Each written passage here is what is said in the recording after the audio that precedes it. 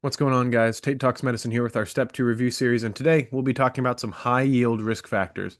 As a quick preface to this video, I wanted to clarify that this content was originally found on the Strudel Medicine channel prior to being moved over to this channel, so if I mention Strudel in any way, that's why. The Tate Talks Medicine channel will now be your place to be for board and shelf review, along with other content focused on medical education at the student and resident level.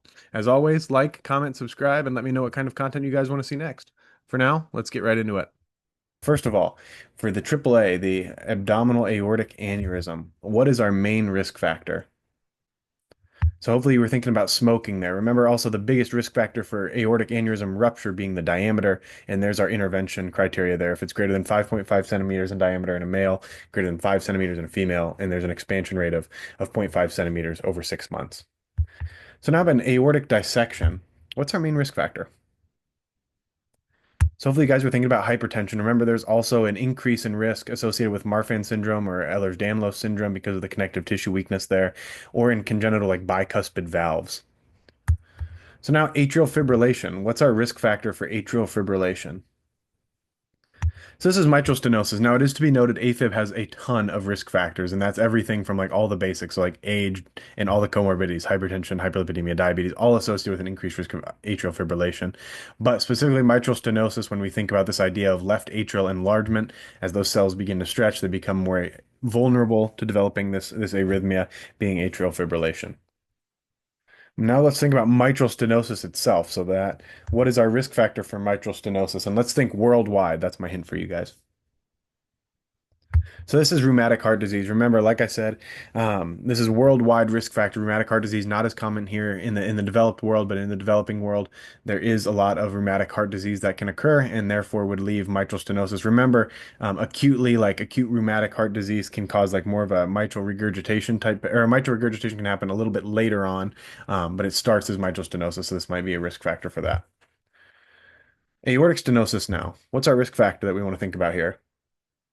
So hopefully you're thinking age. So pretty simple answer, but it is incredibly high yield. Remember, aortic stenosis really is for the most part, is the result of just age-related calcification and sclerosis of the aortic valve. So now let's think about infective endocarditis. What's our main risk factor? So hopefully you're thinking valvular disease or a prosthetic valve. Remember, there's also these risk factors of IV drug use and indwelling devices, but remember those are risk factors for just bacteremia in general. You're at a higher risk for infective endocarditis overall with bacteremia if you have valvular disease or a prosthetic installed. So what about stroke? What's our main risk factor for stroke? Hopefully you guys were thinking about hypertension. So in the same ways it was with aortic dissection, stroke, the number one risk factor being hypertension. So that just goes to show how important it is to control their blood pressures here. So let's think obstructive sleep apnea. What's our number one risk factor for obstructive sleep apnea? So hopefully you guys were thinking about obesity. More specifically, if they do ask a more specific pointed question, neck circumference has a really strong correlation with obstructive sleep apnea. So a thicker neck leading to an increased risk of obstructive sleep apnea. But in general, obesity being your number one risk factor. Let's think about mesothelioma. So now we have lung disease here. So mesothelioma, what's our number one risk factor for mesothelioma? So hopefully you guys have watched some ads on TV and you can remember that asbestos increases your risk of mesothelioma. Most common lung cancer in asbestos exposure, however, is bronchogenic carcinoma or just pulmonary adenocarcinoma. So just because you're exposed to asbestos does not mean that you are going to develop mesothelioma, but the main risk factor for mesothelioma is asbestos exposure. So keep that in mind. This is it can be kind of a tricky question where they say that you're exposed to asbestos, but that doesn't necessarily mean it's always going to be mesothelioma. So now let's think about C. diff. So what's our main risk factor for C. diff? So if you guys have seen this before, usually these patients have been exposed to some sort of antibiotic or they've been hospitalized and it's a hospital-acquired infection. So keep those two in mind. Very high yield to know that. And remember, the best way to prevent C. diff is proper hand hygiene to help with this, decrease the spread of C. diff. So then hepatic adenomas. What's our number one risk factor or association with hepatic adenomas? So if you remember, this is oral contraceptive pills. So you will very commonly see this. Remember, hepatic adenomas are a very benign looking liver lesion. Remember, the risk mainly comes from hemorrhage. That can happen spontaneously or with when surgical intervention is there. But really, they're largely asymptomatic. They're benign, but they are associated with oral contraceptives. Pancreatitis now. What are the top two risk factors for pancreatitis? So hopefully you guys are thinking about alcohol and gallstones. Now note the entity of chronic pancreatitis is way more commonly associated with alcohol use. If you can imagine, it would be kind of uncommon to pass that many gallstones in somebody's life, but there is this association with chronic alcoholism and then chronic pancreatitis going along with that. Now let's think about peptic ulcer disease. What are our top three risk factors for peptic ulcer disease? I'll give you a little bit of extra time on this one. So hopefully we're thinking H. pylori, NSAIDs, and alcohol. Remember, all three of those increase your risk of peptic ulcer disease. Esophageal cancer now. What's our main risk factor for esophageal cancer? So hopefully you guys are thinking about Barrett's metaplasia or Barrett's esophagus. Remember, that's usually secondary to chronic GERD, where we have changes in the tissue as a response to that acid exposure. You start to develop a different epithelium and therefore increase your risk of cancer due to the metaplasia. Let's think about pancreatic cancer. What's our main number one risk factor for pancreatic cancer? So this is smoking. So that's very high yield to note that smoking is a high yield risk factor for pancreatic cancer. Keep in mind that the presentation of pancreatic cancer can be quite insidious. It can kind of come out of nowhere. Sometimes this will present as like obstruction and cholestasis with some profound weight loss associated with it. That's kind of your illness script for pancreatic cancer, and smoking would be your risk factor that you might get in a history for this. Now let's think about osteoporosis. What are two main risk factors for osteoporosis? So this is underweight or low BMI and smoking. So both of these things increase your risk of pathologic fracture secondary to osteoporosis, and they might also fracture. They might also kind of play into if you've watched our video on high yield screenings. If you're at higher risk because they are a low BMI patient, and they have had a decent smoking history, they might be. It might be a recommendation to do a DEXA scan maybe earlier than the recommended 65. Now let's think about erectile dysfunction. What's the number one risk factor with erectile dysfunction? So hopefully you guys are thinking about cardiovascular disease. So remember, ED in general, it does result from some form, if it is not psychogenic, it would be due to some form of cardiovascular disease or issues with circulation. So a lot of these patients on exam might have like peripheral arterial disease or even coronary artery disease in their history, which would kind of lend itself that these patients likely have some degree of vascular disease throughout the body. Prostate cancer now. What's our number one risk factor for prostate cancer? So this is just age, guys. So this is very high yield to note. There's not really that much in terms of other risk factors. The most important risk factor to know for prostate cancer is just age. So the longer you're alive, the higher risk. Now let's think about Asherman syndrome. If you remember, this is the condition in which you can have intrauterine adhesions. You can get pelvic pain secondary to that as well as some irregular bleeding. What's your risk factor for Asherman syndrome? Remember, that's a previous DNC, and albeit usually an over-aggressive DNC where you remove that basalis layer and you end up kind of stimulating those adhesions to form. So that's Asherman syndrome, the main risk factor being a previous DNC. Now let's think about cervical insufficiency now. Remember, that's where the cervix gets thin during pregnancy, and there needs to be some monitoring of that to make sure that there isn't some preterm labor, preterm delivery type complications. What's our main risk factor for cervical insufficiency?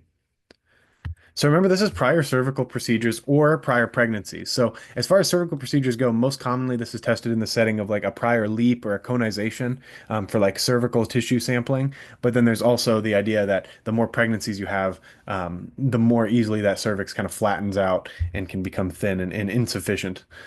So now we think about ectopic pregnancy. What's the main risk factors for ectopic pregnancy? So hopefully you're thinking prior ectopic pregnancy or in general tubal scarring. So remember, in the setting of like pelvic inflammatory disease, we worry about that because it can cause tubal scarring and therefore increase the risk of ectopic pregnancy. But there's also the high yield risk factor of a prior ectopic being the risk for increasing the risk of another ectopic pregnancy. Now let's think about fetal macrosomia. What would be our number one risk factor for fetal macrosomia? So remember, this is either maternal or gestational diabetes. So maternal diabetes meaning diabetes prior to any testing in pregnancy, just being diagnosed and then getting pregnant, as opposed to gestational diabetes, which was found during pregnancy. Both of those things increase your risk of fetal macrosomia. Now, what's your main risk factor for shoulder dystocia? Remember, that is fetal macrosomia. So remember that little cascade there. So they might give you that the mother has a history of gestational diabetes and now are kind of setting up to test you on shoulder dystocia because you're supposed to quote unquote assume that the fetus is relatively large due to that history of diabetes. How about placenta previa, guys? So what's our number one risk factor for placenta previa? So remember, this is a prior C-section delivery. Remember, in the incision goes through the placenta, you would kind of leave that area, and there is a higher risk of the placenta kind of adhering in that area, developing in that specific area, which is that more anterior surface. So keep that in mind. A prior C-section delivery increasing your risk of placental previa. What about a placental abruption? What's our main risk factor for placental abruption? So this is actually a prior abruption, and then also I put a little caveat in there. Also drugs, so like things like cocaine, things like that, that can really mess with the placental circulation. But if you've had a placental abruption in the past, that is your number one risk factor for a placental abruption this time around. So now uterine inversion. What's your main risk factor for uterine inversion? So this is a history of uterine inversion. Now remember also, this is just a high yield principle for testing in general. A history of something is a very high yield risk factor for it to happen again. So if that is an option, that's a very good option to choose on your test, and that can be kind of universal. There are several times, and we might see some more here yet in this video, where a history of the pathology predisposes you to having that pathology again in the future. What about uterine rupture? What's the risk factors for a uterine rupture? So this would be a history of a prior rupture, as well as, and this is very high yield, a history of a prior myomectomy, which is kind of predisposes to this formation of a uterine scar, which would kind of weaken the wall there. And then also this idea of classical incision. So that would be a vertically oriented section. The scar formed from that is notorious for being a main risk factor for uterine rupture as well. So keep those things in mind. What about preterm labor? So what are the risk factors for preterm labor? So there are several, but remember the number one risk factor will be a history of preterm labor. So once again, a history of something being the main risk factor for this happening again.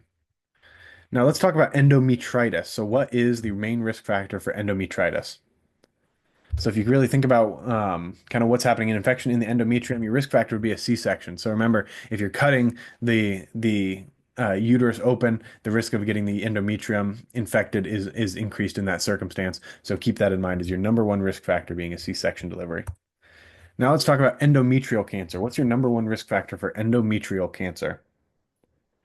So remember, this is unopposed estrogen. So remember, if you are going to give estrogen replacement therapy to someone that has a uterus, you would want to have a progesterone component in there to oppose that estrogen, as unopposed estrogen does increase the risk of endometrial proliferation and then cancer from that. Now let's talk about cervical cancer. What's the risk factor for cervical cancer? Number one risk factor. So hopefully you guys are thinking about HPV infection. Now, remember, you can kind of go downstream from that. So also high yield risk factors to know would be activities that increase risk of HPV infection. So that would be like an early start of sexual activity, multiple partners, things like that. Lack of HPV vaccination, I suppose, would be another one that would increase your risk of cervical cancer secondary to the HPV infection. Now let's talk about breast cancer. What's our main risk factor for breast cancer? So that's similar to prostate cancer, is just age. So the longer you're alive, the higher your risk. Now let's talk about stress urinary incontinence. So in general, you can talk about urinary incontinence in general, but specifically stress incontinence for this one. What is your number one risk factor for urinary incontinence? So this is actually multiparity. So it is reasonable to kind of think, if you think about the mechanism with the pelvic floor kind of weakness, the more times you've been pregnant, the more time that pelvic floor has kind of had to compensate for the room that baby's taking up, would definitely increase the risk of pelvic laxity and then the secondary incontinence that happens because of that. So what about bladder cancer, guys? What's the number one risk factor for bladder cancer? This is actually smoking. So keep that in mind, especially in somebody that presents with like a painless hematuria type presentation, extensive smoking history. They might be trying to push you into a cystoscopy for that. Remember, also there's kind of an off the wall risk factor of bladder cancer being the schistosomiasis hematobium, if you remember, that little fluke that can be down there in endemic areas can increase the risk of bladder cancer as well. I believe that one specifically increases your risk for squamous cell bladder cancer rather than adenocarcinoma like smoking does. But I'll fact check that before I upload this. Now, renal cell cancer. What's the number one risk factor for renal cell carcinoma? So that one's also smoking. So keep those in mind, both the renal cell and the bladder cancer, smoking a big risk factor for those. Now let's think about squamous cell carcinoma of the skin. What's the number one risk factor for squamous cell carcinoma of the skin? So this one's sun exposure. So, you got to use sunscreen or else high yield Mike, my partner in crime, will come after you. In his world of dermatology, he'd love to do a Mohs procedure on you or some fancy stuff like that. So remember to watch yourself in the sun. That is the number one risk factor for squamous cell carcinoma of the skin. And remember the actinic keratosis being the kind of precursor lesion to squamous cell carcinoma is also a high yield point. So now let's talk about schizophrenia. So into our psychiatry point here. Schizophrenia, what's the number one risk factor for schizophrenia? This is actually a family history. So, although I don't believe, to my knowledge, that there's any specific familial types of schizophrenia that I know of, a positive family history is very much implicated in the pathology of schizophrenia, and you'll see this a lot, both in real life and on exams. So, suicide. Now, what is the number one risk factor for suicide? So, like we've talked about before, this is actually a prior attempt. So, a prior suicide attempt is the number one risk factor for suicide. What about osteoarthritis now? What's the main risk factor, the number one risk factor for osteoarthritis in the population?